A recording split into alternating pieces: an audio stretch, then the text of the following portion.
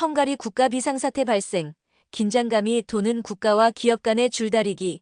도대체 헝가리엔 어떤 일이 일어난 걸까요? 그 내막을 한번 파헤쳐 보도록 하겠습니다. 여러분의 구독과 좋아요는 저희에게 큰 힘이 됩니다. 헝가리 북서부의 도시 코마롬은 오랫동안 조용한 산업도시였습니다. 과거 공산권 시절에는 군수물자와 화학제품을 생산하던 곳이었지만 체제가 바뀐 이후에도 경제적인 부흥을 크게 이루지는 못했습니다. 그러던 2019년 도시에는 놀라운 소식이 전해졌습니다. 한국의 대표 전지 기업 중 하나인 SK온이 이곳에 대규모 공장을 짓기로 한 것이었습니다. 유럽 전역을 대상으로 전기차 배터리를 생산하는 핵심 기지였고, 이는 단순한 투자 이상의 의미를 가졌습니다. 헝가리 정부는 SK의 투자를 환영하며 세제 혜택과 인프라 지원을 아끼지 않았고, 현지 언론은 한국 기업의 대규모 투자 유치라며 연일 보도했습니다. 코마롬 시민들은 이 변화에 기대를 걸었습니다. 수백 명의 일자리가 생겼고 주변 식당과 주거지, 서비스 산업까지 활기를 띠기 시작했습니다. 한때 쇠락했던 도시가 다시 살아나는 느낌이었습니다. 하지만 그 행복은 오래가지 않았습니다. 2023년 중반부터 분위기는 조금씩 바뀌기 시작했습니다. 유럽 내 에너지 정책의 변화, 헝가리의 인건비 상승, 그리고 가장 결정적인 것은 유럽 내 반중 정서 확산과 공급망 재편 과정에서 헝가리 정부의 중국 의존도 강화였습니다. SK온은 2023년 말 공식적으로 입장을 발표했습니다. 생산 효율성과 공급망 최적화를 위해 헝가리 코마롬 공장을 단계적으로 철수하고 한국과 미국에 집중 재배치합니다. 현지에선 충격이 퍼졌습니다. 일자리를 잃게 된 노동자들은 왜 한국 기업이 우리를 버리냐고 목소리를 높였고, 헝가리 정치권에서는 한국을 향한 불편한 시선이 피어올랐습니다. 실제로 몇몇 헝가리 매체들은 다음과 같이 보도했습니다. 한국 자본은 빠를 땐 환호받지만 떠날 땐 너무도 조용하다. 반면 한국 언론은 이런 해석을 내놓았습니다. 정치 리스크와 공급망 불안정, 그리고 헝가리 정부의 친중 정책 강화가 SK를 떠나게 만들었다. 그리고 이는 단순한 철수가 아니라 한국 기업이 글로벌 투자 지형을 재편하며 자신 있게 철수를 결정한 보기 드문 사례였습니다. SK온의 결정은 다른 한국 기업들에게도 신호가 되었습니다. 헝가리에 새로 진출하려던 중견 전기차 부품 업체 두 곳이 투자를 보류했고, 이미 진출했던 또 다른 대기업도 인력 감축을 시작했습니다. 지금 헝가리 현지에서는 코리안 엑소더스라는 표현이 나올 정도입니다. 단순히 떠난 것이 아니라 한국이라는 국가 이미지 자체가 바뀌고 있는 것입니다. 예전에는 기술을 전수해주고 고용을 창출해주는 파트너였다면 이제는 자신의 이익과 전략을 중심에 두는 실용적이고 냉철한 투자자로 인식되기 시작한 것입니다. 헝가리 정부는 당혹감을 감추지 못했습니다.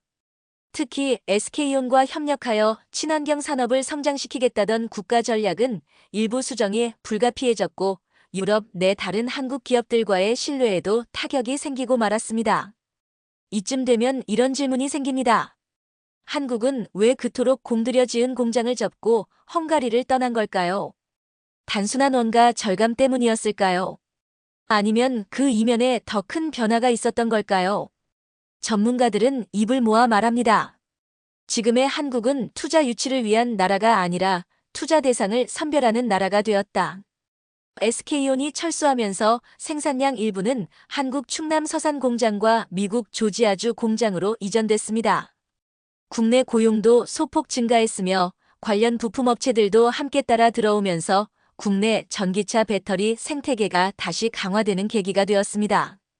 결과적으로 헝가리에서 철수한 결정은 한국 경제 입장에서 보면 한 걸음 뒤로 가는 것이 아니라 두 걸음 앞을 내다본 전략적 선택이었던 것입니다. 하지만 헝가리 시민들 입장에서 이 일은 다르게 느껴집니다. 실제로 코마롬 지역 커뮤니티에는 한국인들은 우리가 힘들 때 함께하지 않았다는 말이 종종 보입니다. 기업의 결정은 냉정하지만 사람들의 감정은 따뜻하길 원합니다. 그 간극을 메우는 일은 앞으로 우리가 해결해야 할 과제가 아닐까요? 여러분은 어떻게 생각하십니까?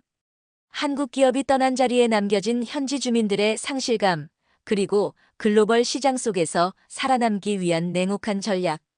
그 사이에서 대한민국은 어떤 이미지를 남겨야 할까요? 이제 대한민국은 세계 속에서 단순히 공장을 세우는 나라가 아닙니다. 언제 떠날지를 스스로 정할 수 있는 나라가 되었다는 것. 이것이 지금 헝가리에서 일어난 일의 핵심입니다. 하지만 이 변화의 배경엔 우리가 생각지 못했던 진짜 이유들이 숨겨져 있었습니다.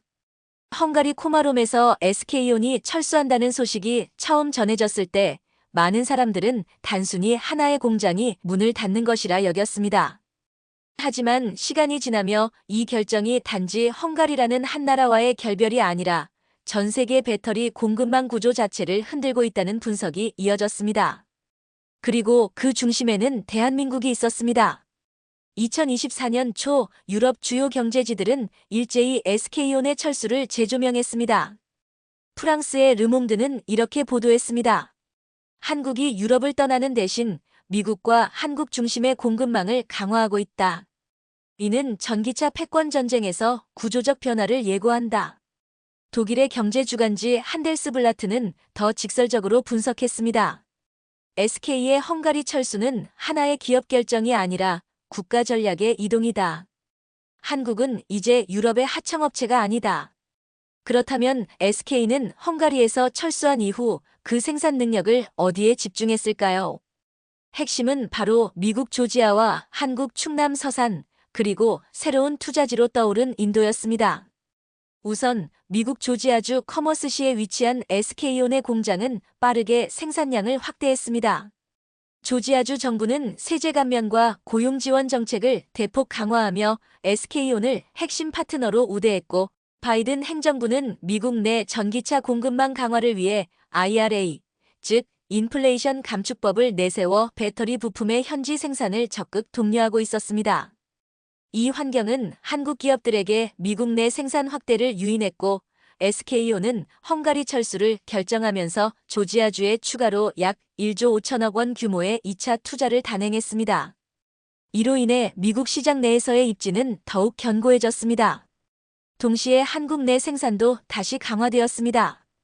충남 서산에 위치한 SK온 국내 공장은 인력 재배치와 자동화 시스템 강화로 헝가리에서 돌아오는 물량을 수용할 준비를 마쳤습니다.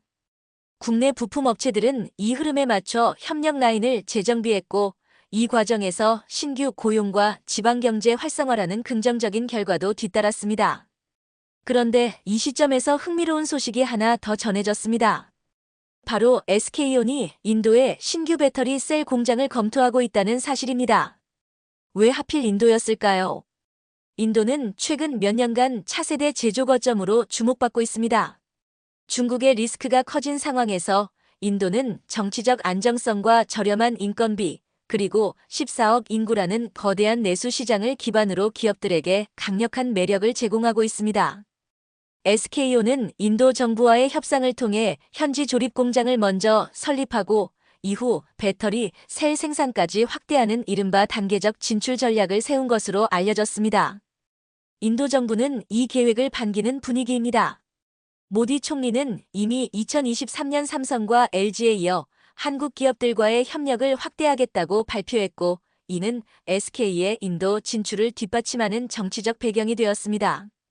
이 흐름 속에서 우리는 대한민국이라는 나라가 더 이상 한 곳에만 의존하지 않고 글로벌 공급망 전체를 설계하고 조정하는 중심 플레이어로 변모하고 있다는 것을 실감하게 됩니다.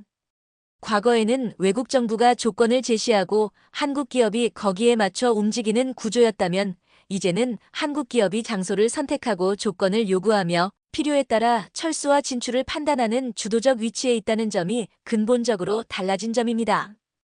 헝가리의 철수는 그래서 단순한 손절이 아니었습니다. 그것은 리스크를 감지하고 기회를 포착하며 국가 전략과 보조를 맞춘 결과였습니다.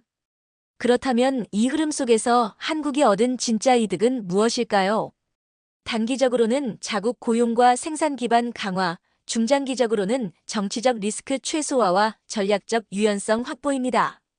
그리고 글로벌 시장은 이 변화를 주목하고 있습니다. 일본과 독일, 심지어 미국의 일부 언론까지도 한국은 이제 더 이상 하청국이 아니다. 스스로 공급망을 움직이는 나라다라고 평가하고 있습니다. 실제로 2025년 상반기 글로벌 전기차 배터리 시장 점유율에서 SK온은 다시 한번 점유율을 끌어올렸고, 헝가리에서 철수한 영향은 단기적 충격을 제외하면 장기적으로 오히려 전략적 효율성의 상징이 되었습니다. 이쯤 되면 질문을 드리고 싶습니다.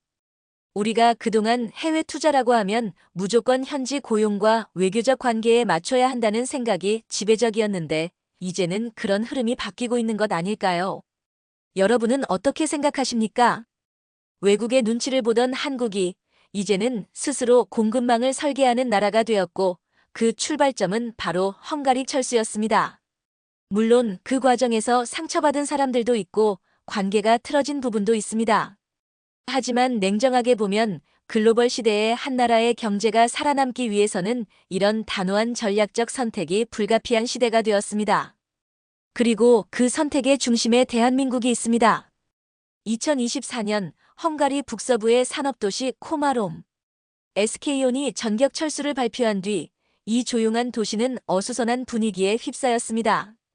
공장 내부는 점차 장비 철수 작업이 진행됐고, 생산 라인은 멈췄으며 퇴직을 통보받은 수백 명의 헝가리인 노동자들이 불안한 표정으로 공장 앞을 서성였습니다.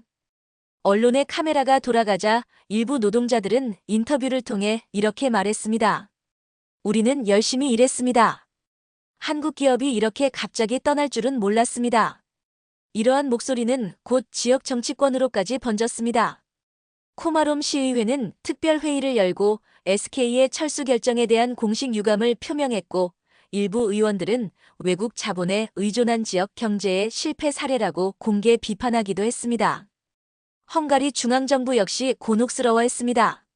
세제 혜택과 기반시설 지원을 아끼지 않았던 정부 입장에서는 큰 체면 손상이었고, 일부 보수 성향 정치인은 한국은 신뢰할 수 없는 파트너라는 과격한 표현까지 사용했습니다.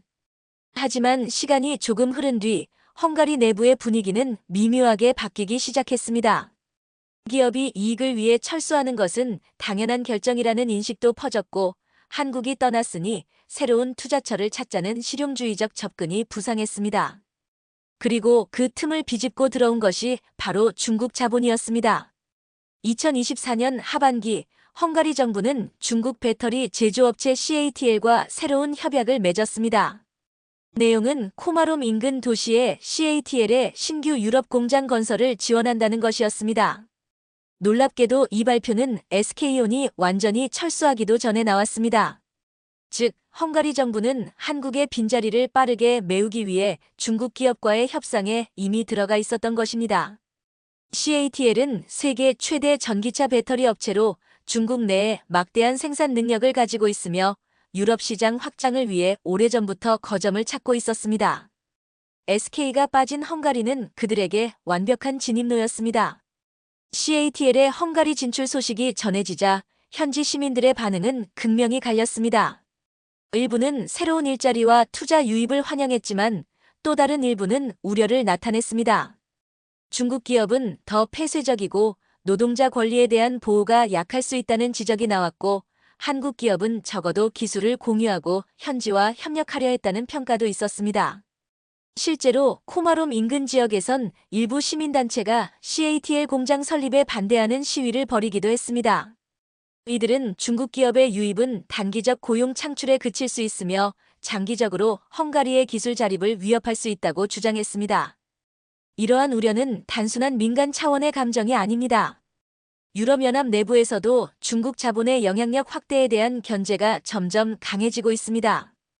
특히 유럽 내 공급망이 중국 중심으로 재편될 경우 기술 종속 문제가 심각해질 수 있다는 지적이 이어졌습니다. 한편 한국 정부와 기업계는 이 흐름을 예의주시하고 있습니다. 한국은 단순히 헝가리에서 철수한 것이 아니라 전략적으로 정치적 리스크가 큰 지역에서 벗어나고 있는 중입니다. 중국의 확장을 마주하며 한국은 미국, 인도, 유럽의 친한 국가들과의 기술 협력, 공급망 재편을 동시에 추진하고 있는 것이죠. 그렇다면 이런 질문이 생깁니다. 한국은 왜 CATL보다 먼저 그 자리에 있었고 왜 그 자리를 지키지 않았을까요? 왜 스스로 철수함으로써 중국이 들어오는 길을 열어준 것일까요? 그 이유는 단순합니다.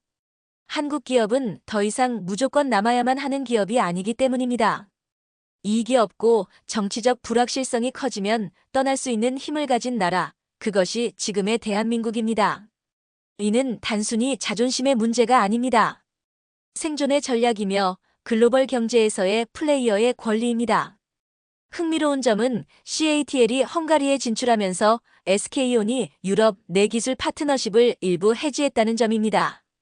이는 향후 유럽 시장에서의 중국 영향력 확대를 견제하기 위한 한국 측의 전략적 판단으로 해석되고 있으며, 한국은 유럽 내에서 새로운 형태의 기술 동맹, 예컨대 독일이나 프랑스의 배터리 스타트업과의 합작법인 설립을 검토 중입니다. 또한 SK온은 헝가리와 비슷한 규모의 공장을 폴란드 남부 지역에 검토하고 있다는 보도도 나오고 있습니다. 폴란드는 반중 정서가 강하고 한국과의 협력에도 호의적인 국가입니다. 이쯤에서 우리는 다시 처음으로 돌아가 봐야 합니다. 헝가리에서 한국이 떠난 것은 정말로 실패였을까요? 혹은 그 자리에 중국이 들어온 것은 한국의 실책일까요? 하지만 그 이면을 들여다보면 이것은 실패가 아닌 리스크 회피와 이익 재구성의 전략이었습니다. 그리고 그 과정에서 한국은 더욱 유연해졌고 동시에 새로운 글로벌 동맹을 형성할 준비를 해왔습니다. 여러분은 어떻게 생각하십니까? 한국 기업이 떠난 자리에 중국이 들어오는 이 구조, 과연 앞으로도 반복되어야 할까요? 아니면 이제는 한국이 그 자리를 주도적으로 통제할 수 있는 영향력을 갖추는 방향으로 나아가야 할까요? 중요한 것은 이제는 글로벌 공급망 전쟁이 생산 단가만이 아닌 정치적 안정성과 기술 독립성이라는 기준에서 재편되고 있다는 사실입니다. 그리고 그 싸움에서 대한민국은 결코 작은 나라가 아닙니다.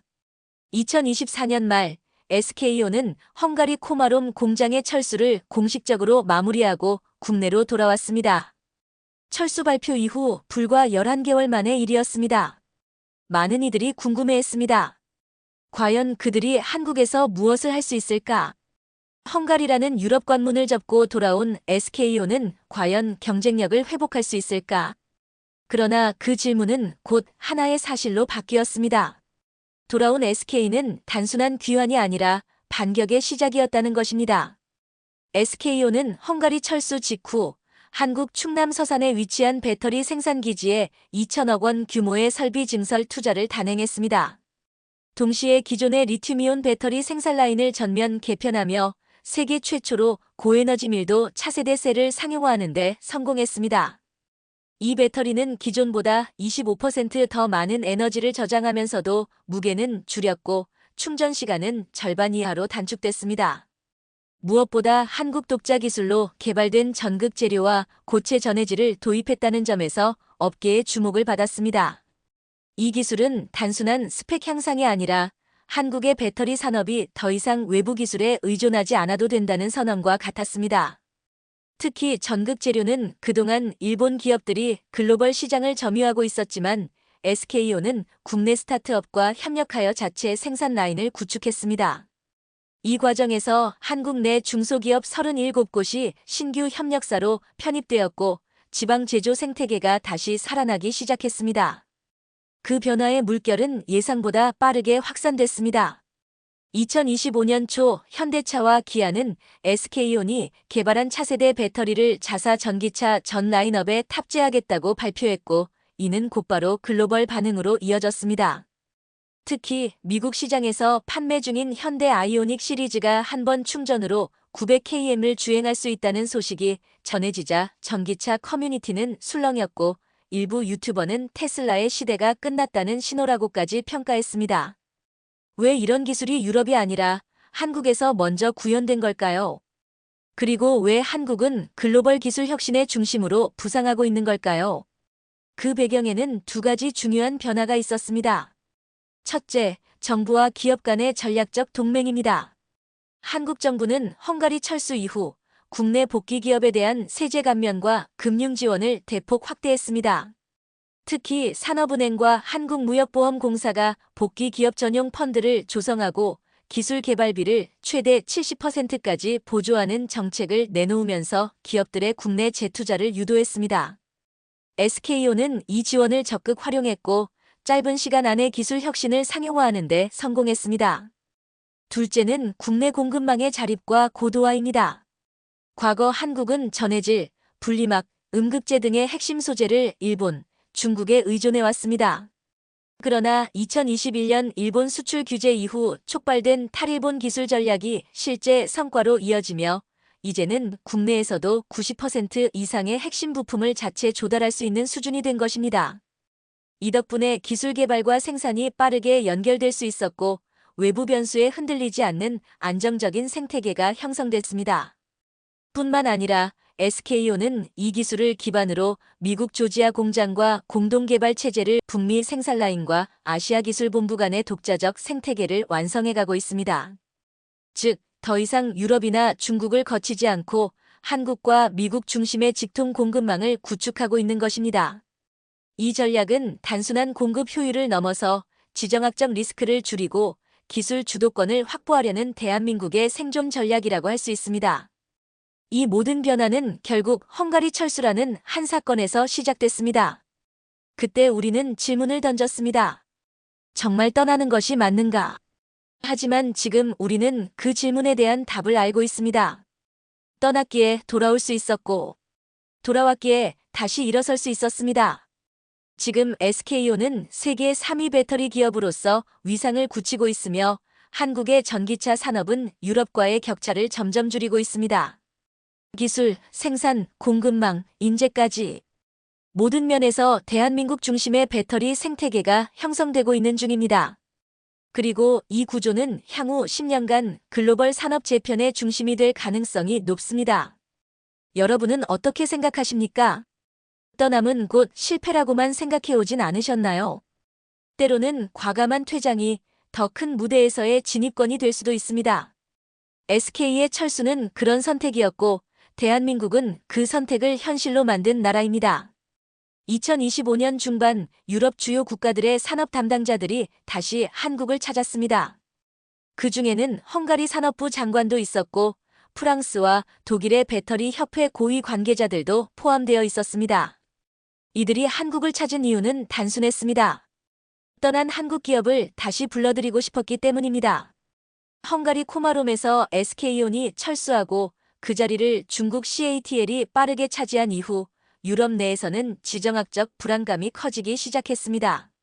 중국 자본의 기술 확장 속도는 빨랐지만 그 안에는 정보 보안, 인권, 기술 유출, 그리고 전략적 종속이라는 그림자가 따라붙었습니다. 유럽연합은 더 이상 싼 값에 들어오는 투자가 무조건 좋은 것이라고 보지 않았습니다. 그들은 이제 다시 안정성, 신뢰, 그리고 전략적 협력을 이야기하고 있었습니다. 그 중심에 대한민국이 있었습니다. 특히 SK온이 헝가리 철수 이후 한국과 미국에서 보여준 기술 혁신과 자립형 생태계 구축은 유럽에 신선한 충격을 안겼습니다. 단순한 투자처가 아닌 전략 파트너로서의 한국, 이제는 유럽이 먼저 손을 내밀어야 하는 대상이 된 것입니다. 2025년 6월 독일 뮌헨에서 열린 글로벌 배터리 산업 정상 포럼. 이 자리에서 EU 산업위원회는 한국과의 전략 협력 확대를 공식 선언하며 다음과 같이 밝혔습니다. 대한민국은 안정성과 기술력 면에서 EU의 핵심 파트너입니다. 한국 기업들의 유럽 복귀를 희망하며 유럽연합 차원에서 특별 지원 프로그램을 마련하겠습니다. 불과 2년 전 헝가리 현지에서 한국은 믿을 수 없는 파트너라는 말이 나오던 것과는 완전히 다른 분위기였습니다. 이제 질문은 바뀌었습니다. 우리가 떠났을 때 그들은 우리를 어떻게 대했는가? 그리고 지금 그들이 다가올 때 우리는 어떻게 응답할 것인가? 한국 기업들은 보다 전략적인 입장에서 대응하고 있습니다. SK온은 헝가리 복귀에 대해 현재로선 계획이 없다고 일축했지만 유럽 내 다른 친한 국가들과의 협력 가능성은 열어두고 있다고 말했습니다. 그중 하나는 바로 폴란드입니다. 폴란드는 우크라이나 전쟁 이후 러시아와 중국에 대한 견제가 강해진 상황에서 한국과의 방산, 인프라, 기술 협력 등을 공격적으로 추진하고 있습니다. 폴란드 정부는 한국 기업에 대해 최우선 투자국으로 분류하며 토지 제공, 세금 감면, 고속교통망 연계까지 약속하고 있습니다. 이런 흐름은 단순한 산업협력 그 이상입니다. 이제 대한민국은 협상 테이블의 참석자가 아니라 주최자로 서고 있습니다. 유럽이 조건을 제시하던 시절은 지났고, 이제는 한국이 조건을 제시하고 받을지 말지를 선택하는 입장이 된 것입니다. 이러한 변화는 단순히 한 기업의 철수나 진출로 생긴 결과가 아닙니다. 그 이면에는 기술 자립, 정치적 리스크 관리, 글로벌 전략 재편이라는 대한민국 전체 산업 구조의 진화가 있었습니다. 지금의 한국은 기술 강국이다. 많은 이들이 이렇게 말합니다. 하지만 이제 우리는 그 다음 질문을 던져야 할 때입니다. 기술을 가진 나라가 세계와 어떤 방식으로 협상할 것인가? 그리고 그 답은 점점 명확해지고 있습니다. 우리는 끌려다니지 않습니다. 선택합니다. 주도합니다. 조율합니다. 2026년을 앞두고 한국은 아시아와 북미 그리고 신뢰할 수 있는 유럽 국가들을 중심으로 새로운 배터리 기술 동맹을 구성 중입니다. 이른바 K-셀 얼라이언스. 이 협의체는 단순한 기술 공유를 넘어 공급망 보완, 공동 투자, 인재 교류, 표준화 작업까지 포함하는 차세대 산업협력 모델로 주목받고 있습니다. 이는 과거 일본이 주도했던 기술 표준 시대를 뒤집는 흐름이며 한국이 글로벌 산업의 표준을 만들어가는 출발점이기도 합니다. 시청자 여러분, 불과 2년 전 한국은 유럽에서 철수하며 떠나는 나라로 보였습니다. 하지만 지금 세계는 다시 한국을 찾아오고 있습니다. 우리가 떠난 자리는 더 이상 비어있지 않습니다. 그 자리를 대신했던 존재들이 남긴 불안과 혼란이 오히려 한국의 가치를 증명하고 있는 시대가 되었습니다. 여러분은 어떻게 생각하십니까? 떠나는 것은 용기였을까요? 손실이었을까요? 그 선택이 만들어낸 결과는 분명합니다. 한국은 다시 중심이 되었습니다.